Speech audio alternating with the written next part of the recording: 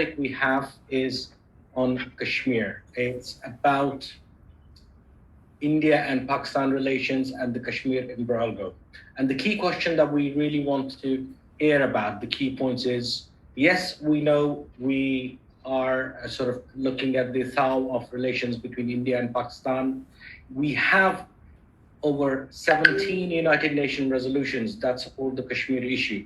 But the question that arises is, what is our policy going forward? What can we do to make sure that we reach our objective of right of self-determination for the people of Kashmir?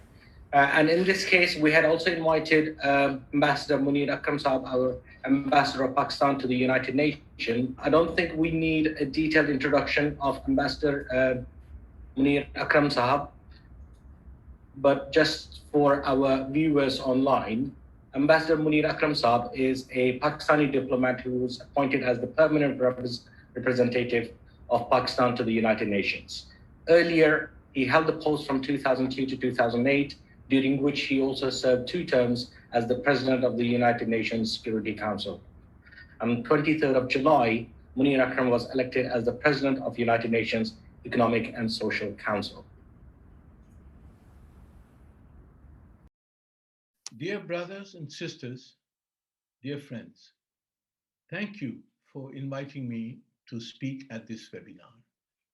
I would like to commend the Kashmir Global Campaign and its chairman, Mr. Zafar Ahmed Qureshi, for organizing this timely discussion on India-Pakistan relations and Kashmir and the way forward.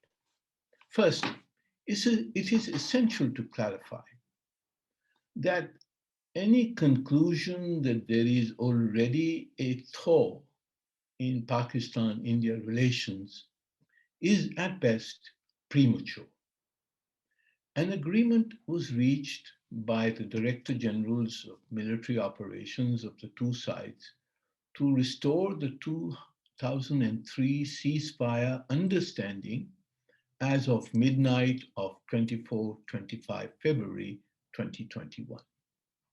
This was negotiated through the normal hotline between the two Director Generals of Military Operations. The reference to accommodating each other's concerns covers only operational issues relating to the maintenance of the ceasefire. Pakistan has consistently called for strict observance of the ceasefire as provided for in Security Council resolutions and decisions and the 2003 understanding. We are mindful that the civilian casualties resulting from firing along the line of control on both sides are our Kashmiri brothers and sisters. Moreover, ceasefire violations can escalate into a general conflict which is not in the interest of either Pakistan or our Kashmiri brothers and sisters.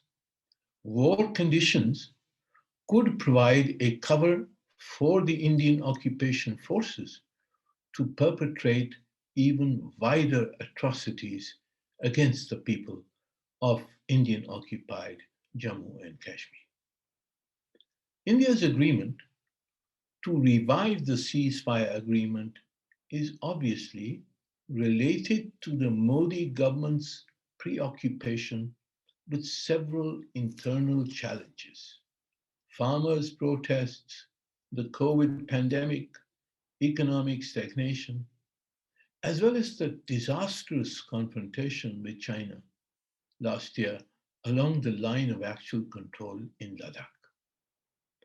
It should not be forgotten that not only Pakistan, but China also protested against the BJP government's unilateral measures of 5th August 2019 as violating China's, quote, territorial integrity, unquote. As a result of its unilateral measures in Jammu and Kashmir, India now has to face both Pakistan and China. There have been many stories in the Indian and Western media asserting that Pakistan is about to normalize relations with India following the ceasefire agreement.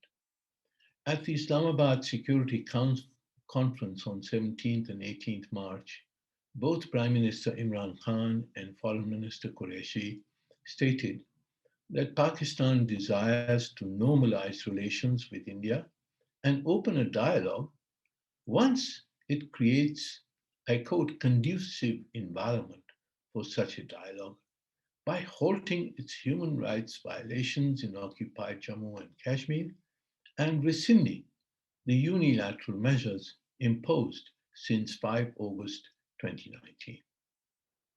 Of course, India has also posed its familiar preconditions: an end to violence and terrorism. This phrase was even included in Mr. Modi's congratulatory message to our Prime Minister on Pakistan's National Day.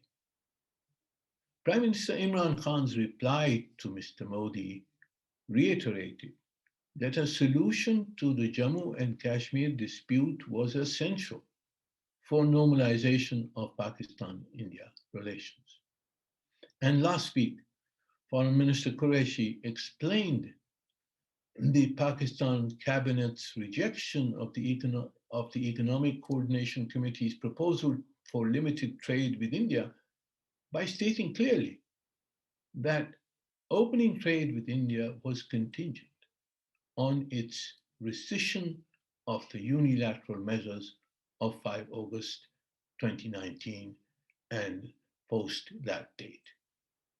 It remains to be seen if conditions will be created to enable a resumption of the Pakistan-India dialogue. There are many friends of the two countries who are encouraging such a dialogue. Even if a dialogue is resumed under any set of conditions, a just settlement of the Jammu and Kashmir dispute will be Pakistan's core objective. In the final analysis, any solution to the dispute will require the agreement of the people of Jammu and Kashmir, including the people of Indian occupied Jammu and Kashmir.